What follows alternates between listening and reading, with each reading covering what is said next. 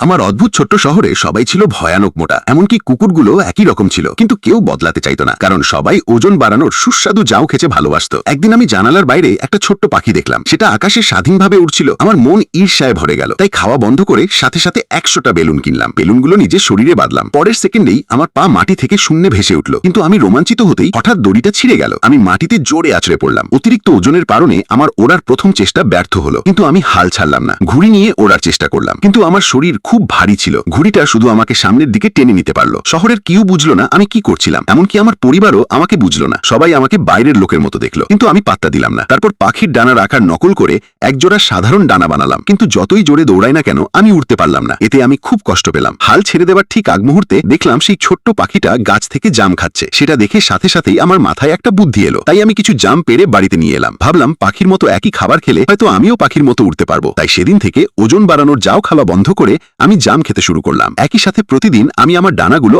আরো উন্নত করতে থাকলাম। অবশেষে শীত শেষ হলো আর আমি সফলভাবে ওজন কমালাম। আমি আবার সেই ডানাগুলো পরলাম আর ছোট্ট পাখির মতো দৌড়াতে থাকলাম। একটু একটু করে আমি সত্যি উঠতে শুরু করলাম। যারা আমাকে ছোট করে দেখতো তারা এখন সবাই আমাকে ঈর্ষার চোখে দেখলো। আমার অদম্য চেষ্টার কারণে অবশেষে আমি আমার স্বপ্ন সত্যি করলাম।